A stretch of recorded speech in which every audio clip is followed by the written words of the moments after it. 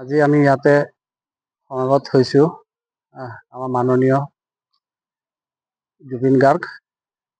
তেখেতে এজন লেজেণ্ডাৰী ছিংগাৰ আছিলে, লেজেণ্ডাৰী কম্প'জাৰ আছিলে, এক্টাৰ আছিলে।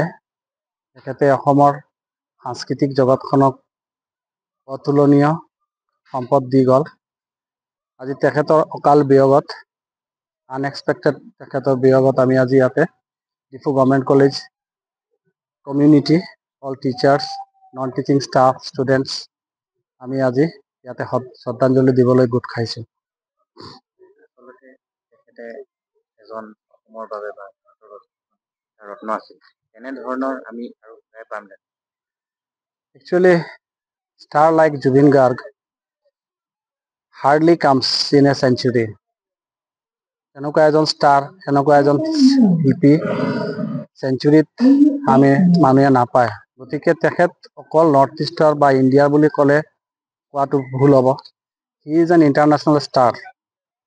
তেখেতৰ যিখিনি ৱাৰ্কছ, যিখিনি তেখেতৰ ৰাইট আপছ, যিখিনি চিনেমা গোটেই ৱৰ্ল্ডক চুই গৈছে। So' he is an international figure. He belongs to all. He doesn't belong to any community. He doesn't belong to any area.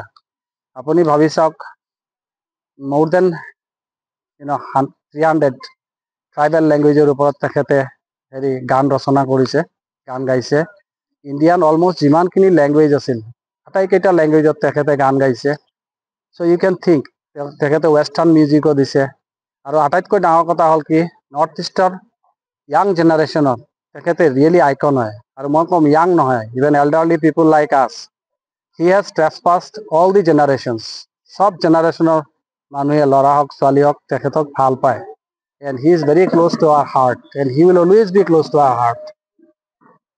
গতিকে জুবিন গাৰ্গ সম্পৰ্কে যিমানে কম সিমানে কমপ্লিট নহ'ব। হি হিমছেল্ফ ইজ ইউনিভাৰ্চিটি, এজন ইউনিভাৰ্চিটি হয়। মানে তেওঁ as a human being, think, তেওঁৰ মনটোৱে চাওক।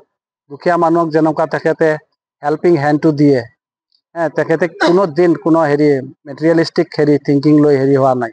হি ৱাজ এ বৰ্ণ আৰ্টিষ্ট। তেওঁ সহজ সৰল এজন অসমৰ আৰ্টিষ্ট।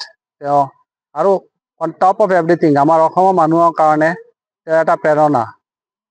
জুবিন গাৰ্গৰ বিয়োগটো হ'ল কি, অসমৰ মানুহৰ ল'ৰা ছোৱালীৰ কাৰণে প্ৰেৰণাজন গুচি গ'ল।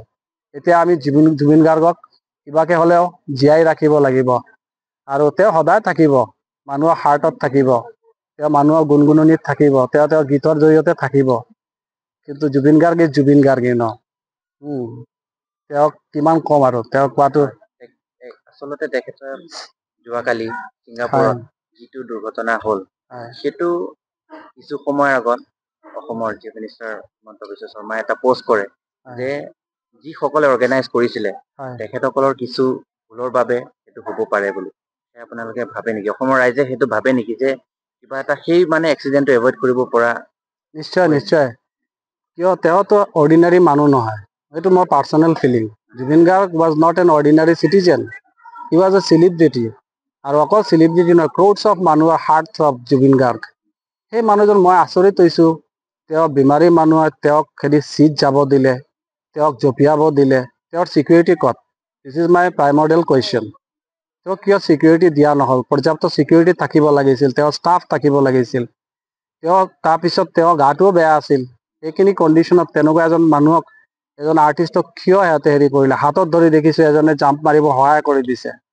What is this? পিন্ধা জেকেটটো ঢিলা। হয়, জেকেটটোও ঢিলা। সেইবোৰ বস্তু আমি অকল মই নহয়, No, lakhs of people in Assam, in Northeast India, in all over India, এইটো মানি ল'ব নোৱাৰে এইটো কুৱেশ্যনটো আহিবই মানুহৰ মনত আহিবই মানুহ একচেপ্ট কৰিব পৰা নাই আমি একচেপ্ট কৰিব পৰা নাই তেওঁৰ বিয়োগটো আমি নিজে একচেপ্ট কৰিব পৰা নাই আমি ল'ব পৰা নাই বস্তুটো ইট ইজ নট পচিবল না it is not possible because এনেকুৱা মানুহ এনেকুৱা আৰ্টিষ্ট এনেকুৱা হিউমেন বিং এনেকুৱা মানে আউটস্পোকেন স্পেচিফিষ্ট মানুহ স্পেচিফিক কথাবোৰ তেওঁ কৈ থাকে যি কয় স্পষ্টবাদী মানুহ এনেকুৱা স্পষ্টবাদী মানুহ ৰেয়াৰ ইন দিছ ৱৰ্ল্ড গতিকে এইটো মানে তেওঁ কিমান হিউজ এটা লছ সেই লছটো মানে মই কি ক'ম আৰু এইটো চবে গম পায় উপলব্ধি কৰিব পাৰে জুবিন গাৰ্গ ইজ জুবিন গাৰ্গ ন যেতিয়ালৈকে এইটো এখন পৃথিৱী থাকিব তেতিয়ালৈকে অসম থাকিব জুবিন গাৰ্গৰ নামো জিলিকি থাকিব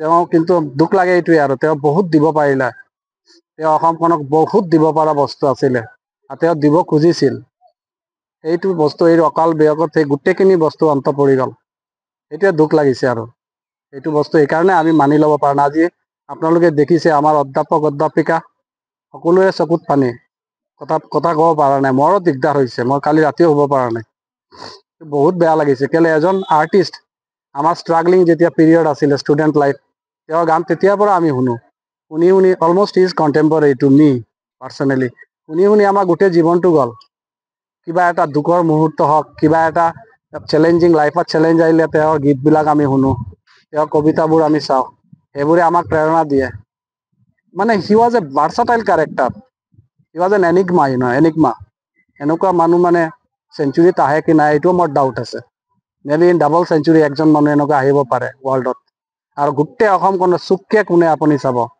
চুকে কোণে আজি মানুহৰ চকুত পানী কোনেও মানি ল'ব পৰা নাই দেটছ ইট